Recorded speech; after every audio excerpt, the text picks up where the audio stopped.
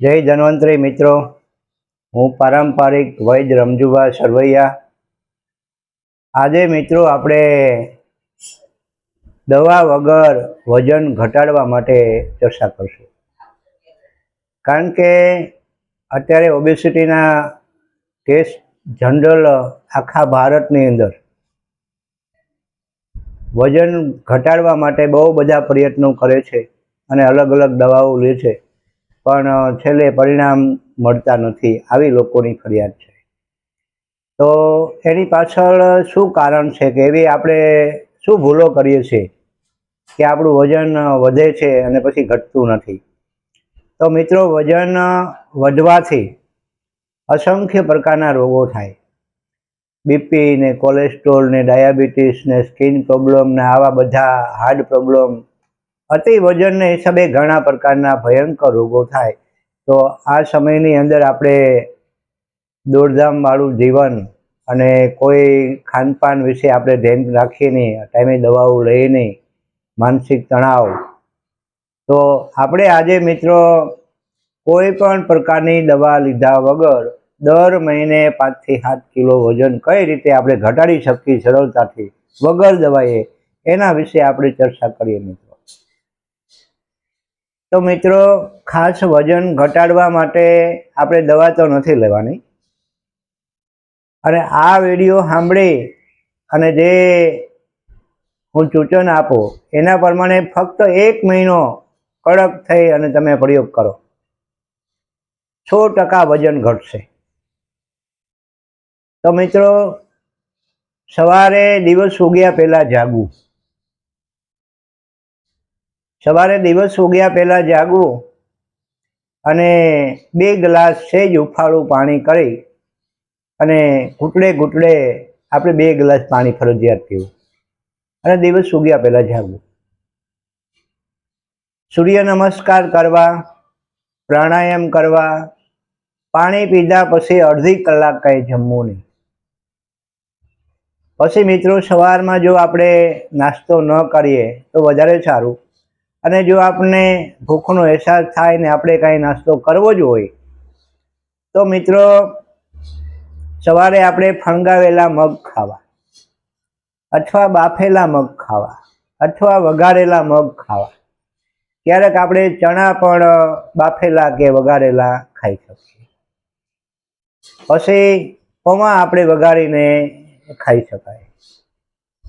दूधी, गाजर, बीट आनो ज्यूस पण आपणे काढी शकाय अने पी शकाय।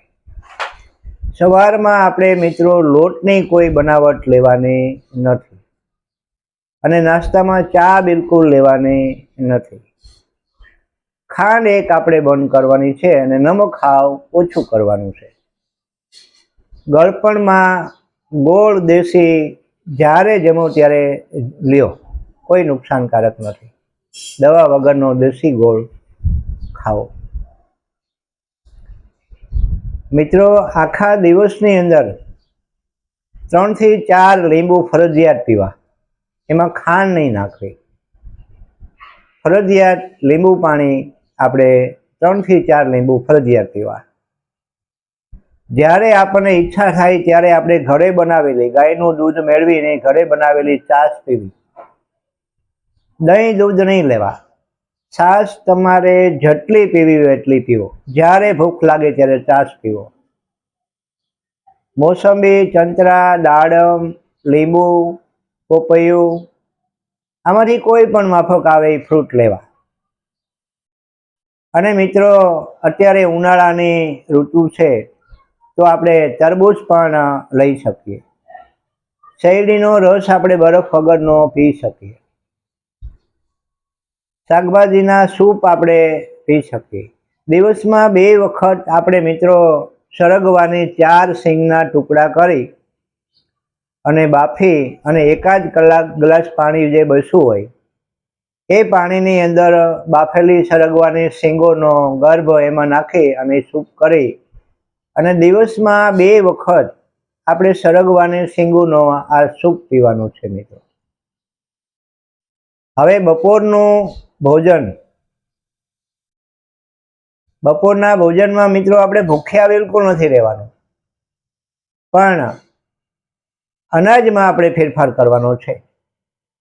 તો 3 કિલો જવ લેવા, 3 કિલો જવ, 1 કિલો ચણાની દાળ નાખો અને આને કરકરું દળાવવાનું, ભાખરી જેવું, એકદમ મીંડા જેવું દળાવવાનું નથી. હવે આ જવ અને 3 કિલો જવ ને 1 કિલો ચણાની દાળ, આ 4 કિલો આપણે સેજ કરકરું દળાવ્યું, એમાંથી રોટલી ભાખરી કંઈ પણ તમે બનાવો અને જેટલી તમારામાં ભૂખ હોય, ઈચ્છા હોય એટલું જમો, ભૂખ્યું રહેવાનું નથી. શાકભાજીમાં શું લેવું મિત્રો? કે જે વેલાના શાકભાજી છે, દૂધી, ગલકા, કારેલા, પરવળ, ટીંડોરા, સરગવો, મેથી, પાલક, આ શાકભાજી આપણે લેવા, તાંજળીઓ, આ શાકભાજી બધા લેવા મિત્રો. હવે આ શાકભાજીની અંદર મિત્રો આપણે તેલ કયું વાપરવાનું છે? તલનું અથવા સરસવનું. આ બે સિવાય એકય તેલ આપણે વાપરવાનું નથી. તલ તેલ અથવા આપણે સરસવનું તેલ આ વાપરવાનું છે. જમીને 1 ગ્લાસ ફરજિયાત આપણે છાશ પીવાની છે. શું કામ મિત્રો? છાશ પાચન માટે અતિ ઉત્તમ છે અને પેટ માટે, આપણા શરીર માટે છાશને અમૃતની ઉપમા આપી છે. તો જમીને છાશ પીવાની છે, પાણી અડધી કલાક પીવાનું નથી મિત્રો. છાશ જેટલી પીવી હોય એટલી પીવો. છાશથી આપણું પાચન સુધરે. પાચન સુધરે એટલે ઓટોમેટિક વજન ઘટે. વજન વધવાનું કારણ જ પાચન છે. આપણું પાચન બગડ્યા પછી આપણને કોલેસ્ટ્રોલ આવે, બીપી થાય, કબજિયાત થાય, માથાના દુખાવા થાય, આપણું વજન વધી જાય. આ બધા પ્રોબ્લેમ આપણું પાચન તંત્ર બગડ્યા પછી થાય. એટલે છાશ આપણે ફરજિયાત પીવાની છે. પછી મિત્રો આપણે જમવામાં શાકભાજી કયા લેવા, પ્રવાહી કયું લેવું, અનાજ શું લેવું એ વાત કરી.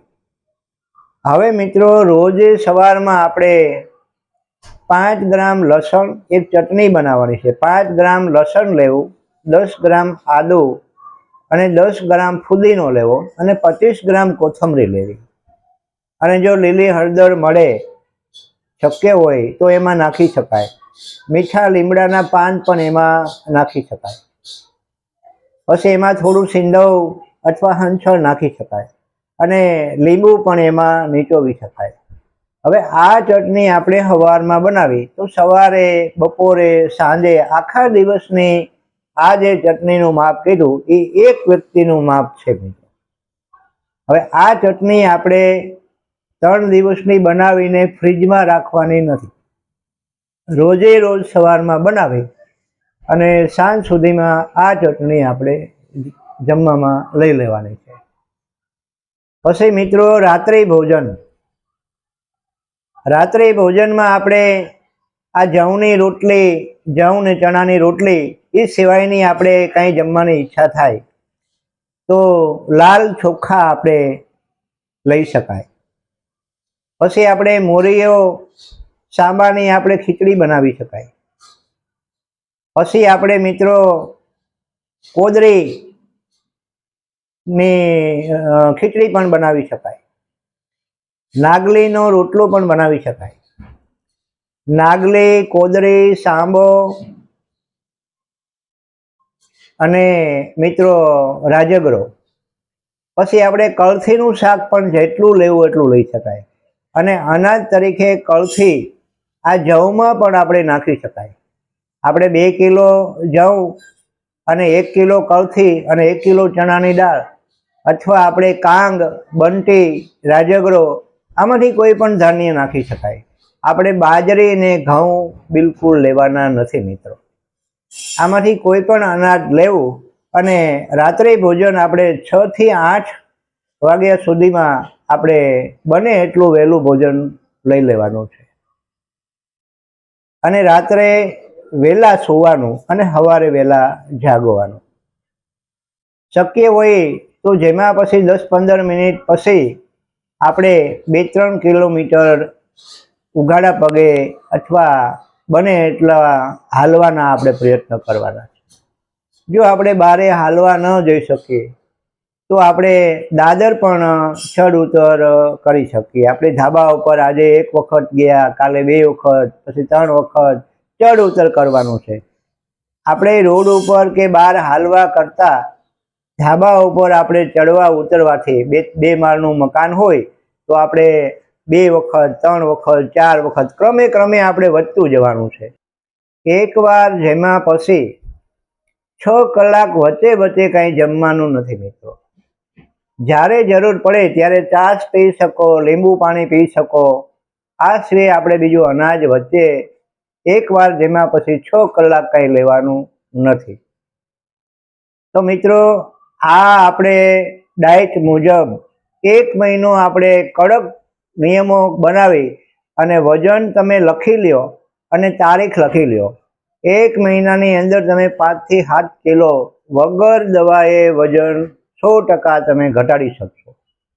પાચન જ આપણું ખાસ મહત્વનું છે. અને જો શક્ય હોય તો લીંબુ પાણી, મોસંબી, સંતરા, દાડમ, છાશ આના ઉપર જ આપણે વધારે પ્રમાણમાં રહેવું અને જરૂર પડે તો આ આપણે કીધા એ પ્રમાણના અને એ પ્રકારના અનાજ લેવા અને ખૂબ ચાવી ચાવીને જમવાનું છે મિત્રો. કારણ કે જઠરમાં દાંત હોતા નથી.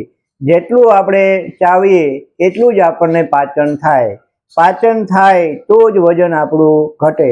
વજન તો મિત્રો ઘટશે પણ આ કર્યા પછી આ ડાયટથી તમને કોલેસ્ટ્રોલ, બીપી, ડાયાબિટીસ અનેક પ્રકારના રોગો જડમૂળથી તમે વગર દવાએ નષ્ટ કરી શકશો. તો મિત્રો આપણા શાસ્ત્રોમાં કીધું છે કે રોગને પણ સૌમાન હોય છે તો આમંત્રણ વગર રોગ પણ આવતો નથી. તો મિત્રો આપણે ખાનપાન સુધારી અને આપણે રોગને આવવા જ ન દઈએ એવા આપણે પ્રયત્ન કરી અને આપણે વજન આ ઘટાડી શકીએ. શક્ય હોય તો ઉગતા સૂર્યનો સવારમાં પ્રકાશ લેવો, આ ખાસ કરવા જેવું છે. આટલું કર્યા પછી જો વજન કેટલું કોને ઘટ્યું આ કોમેન્ટ દ્વારા મને જાણ કરી શકો છો અને ફોનમાં પણ વાત કરી શકો છો. આ મિત્રો 110% સિદ્ધ પ્રયોગ અનુભવ કરેલા છે. આમાં કોઈ શંકા કરવા જેવો પ્રશ્ન નથી.